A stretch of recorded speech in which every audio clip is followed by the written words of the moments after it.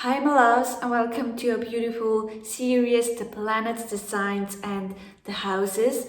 And today it's all about our main star. It's not a planet, it's a star, the Sun. It's about powerful, creative Leo and the fifth house. So I guess we just start with our star, the Sun. So yes, the star isn't a planet, but it's a star. So what's the difference between a star and a planet? So a star can create her very own light, all right? She's shining from inside out. Let's say it this way, And a planet is only reflecting the light of a star, but a planet cannot create a very own light. For example, if we look into the sky, we see a lot of sparkling, how we call it, stars, but only a few of them are truly stars. The others are only reflecting the light of a star. So if we, for example, take the moon, because we are working a lot with our fertility planet, the moon. So the moon shines bright at full moon, especially, yeah? But the moon doesn't create her very own light. She's only reflecting the light of the sun. This is why the light on her surface is changing, is moving. This is why she's wandering through her phases, through the phases of the sun. All right, but the moon creates not her own light. She's only the reflection, of the sunlight. And this is the difference between a star and a planet. So a star creates her very own light. A planet is only reflecting the other light. So if we talk about the sun, the sun is so important, right? She is the center in our solar system. And so we can also say the sun is our very own center. It's our essence of who we are, our main personality, our character. It's the energy that we connect the most during our whole life. Although we change and we also have our moon, we have our Venus and Mercury and Mars, etc. And also we are becoming more and more our rising sign. But still, the energy of our sun sign will be always the most important one. It's who we are. If we put it in a very big way. This is why most of the people know their sun sign, but they don't know their moon sign, and they don't know where Pluto is in their birth chart, for example, But the sun sign, what we know as our star sign, everyone knows it.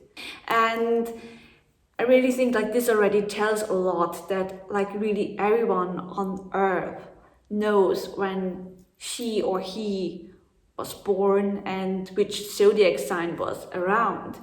And for this, I really already think that it has a reason, people always believed in astrology, and this is the last part that is still here in our society, that everyone works with, what I'm very grateful for. This is the very first beginning before diving into astrology.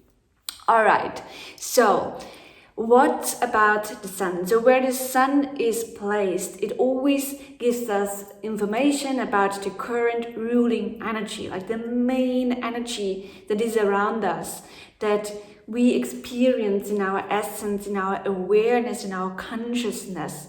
So it's very much also on the surface of who we are and what we want to do, what's pretty much in the now important as well. So the sun is wandering through all of the zodiac signs within 1 year, 365 days. And she is staying in each and every zodiac sign for about 1 month, all right? And in this period of time, we always feel and live the energy of the sun. And this is what's at most of the people is subconsciously of just, like being more chatty when the sun is in Gemini, or being more emotional when the sun is in Cancer, for example. It's very on a subconscious level that we experience all of the energies of the planets and the star, our sun. But still, if we start to really work on each topic very consciously, this can help us a lot. So in whatever sign the sun is placed, in the very moment you are watching this video, this is the energy, and these are the topics that want to be worked through right now. We do that especially with the new moon. We start a new journey. We do it also with the full moon in the opposite topic. And this is how we truly get into the natural cycle.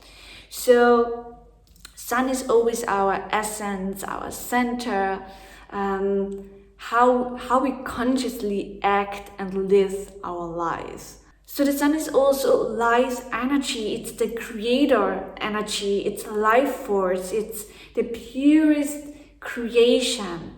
Without life, nobody and nothing could live or even exist, And this is also connected to the moon, of course, because also if the moon wouldn't be around, nothing and no one could exist or grow, being fertile, stuff like that. But before we can grow, where we need the moon, the support of the moon, we have to be created. And this is what the sun is doing. The sun creates energy, power, It's a very powerful, heady, extroverted male energy. All right? And this is also the energy of Leo that is connected to the sun. So the sun is the ruler of Leo, and I love Leo energy. It's such a beautiful energy. It's also like the light source energy. It's the energy of creating something, of doing something, of bringing something beautiful to birth, And for me personally, it's very much connected to a vision, to something that is so much connected to your purest essence of who you are. It's really about getting out there and showing yourself, like being here in the now. It's so much about living your life at your best energy and trusting yourself, trusting your vision, and sharing it with the whole world to inspire others. So Leo has a lot of creation and inspiration energy. Like someone that has a lot of Leo energy is mostly like a person that is to the outside, like very self-confident. And it doesn't mean that they're so confident in their inner world, but this is how others perceive them. And these are people who are going out there and doing their stuff, creating things, sharing the vision. They really want to motivate and inspire others. And this is so important and so beautiful to believe in yourself and also to just do it. It's like a lot connected to also like Aries energy of doing stuff, and like it's the fire energy, the element fire, of really activating things. And what Leo is doing, like Leo energy truly activates others to get also into movement, but most of all to inspire them to also create a higher vision in themselves, or to motivate them. And what I think is so beautiful is that Leos are doing this with such a great heart and soul and love and warmth. Like they truly want to inspire and motivate others, and they truly want to make other people laugh and smile. And this is something so beautiful. This is also why many people with a lot of Leo energies are somehow, like actors, actresses, or in the field where they work with other people, with like masses, you know, like it's not like Leo people aren't usually the people that only want to share their vision with like a few people, but with many people. We also see it in the fifth house, for example. And this is something very interesting and beautiful. And what I always see in Leo energy is also like the Leo heart, the lion's heart. And this is such a good, fulfilling heart that only wants the best and that wants life to be lived and love to be lived, and you know, that truly wants to share so much to create something beautiful and empowering. And it's also so much connected to the lion's heart. And you know, like when I think about Leo, I always think about the lion's mother and how she's protecting her children and her family. And this is truly Leo energy as well, like to fight for everything that you love and to not be quiet, but to speak up and to show yourself, to show up and just do what has to be done and to just say what has to be said, and yeah, to be so courageous and powerful and inspiring to others. And I really think that so many of us can learn so much of Leo energy, of just having the faith and trust in yourself and to just show yourself. So many people have to learn that what they have to say or what their vision may be, that this is allowed to be seen, to be heard. And this is what we truly are allowed to learn, for example, in Leo season. So this is one part of Leo energy. But we also have a second part, as every zodiac sign has always two sides, and sometimes or mostly the positive sides are most empowered, but sometimes also the negative parts. And the negative aspect of Leo is to be very egocentric, because the sun is the center, and therefore also Leo wants to be the center, wants to be seen and heard. And this is good, but if it's like too much, it can be like very egocentric and very insensitive, and too much fight for the ego and not for the community. So this is what Leos sometimes are allowed to learn. You always have to look, where is it placed, how are the other energies in your birth chart as well. And so this can be like a negative aspect. And also, you know, like with the lion's heart and the warmth that Leos have, they are allowed to lead others.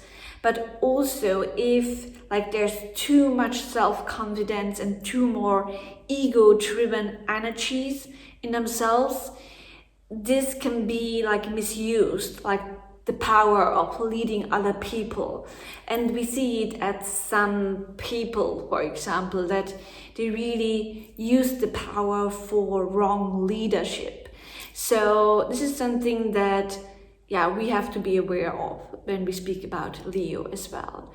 But to put it together, Leo is a very creative, inspiring, motivating, self-confident and warm, loving energy that is very playful as well. It's really about enjoying life at the best and living life in the second. And this is also what we find in the fifth house. So we find some different aspects in the fifth house, for example. One aspect is the here and now of really enjoying life, living our best life, and learning to be more present in the now and to really be aware of every second, every moment of our life. So have a look if you have any planets in the fifth house, and there you can find if it's activated at yours. And yeah, like this is one aspect of truly learning to be present, learning to be creative, to do more with our hands, to create things, to be playful, and to also create things for our own, but then also for the masses. So this is the other aspect of leadership, for example. Because, for example, if your sun is placed in the fifth house, you're really here to guide and lead other people. You're here to hold space and to, most of it, inspire them, motivate them to make the change in their life, or to motivate them to fight and live for a specific vision, for example. Or maybe you will do that through being an actress or whatever. But you're here for inspiring and motivating the masses. So many people. You as an I, also as an ego, at some point, are here to create something for the masses. Okay, so this is the other part. So the leadership, the guidance, but also, yeah, guidance can also always be seen in different parts, of inspiring people on different levels, maybe also through creativity. So, and then we also have another part of children and of a very emotional and dramatical sex life as well. So you can see it like this. So if you truly enjoy your life, you don't think about tomorrow, you don't think about yesterday, you're just here in the present, and yeah, you do your best to live every second and to enjoy yourselves as well as others. Like it's really, for me, always like the picture of dancing through summer nights and being barefoot in the sand and eating good food. If you drink alcohol, to have a good drink. I don't drink alcohol for over years, but having a good drink anyways, many other possibilities to have that.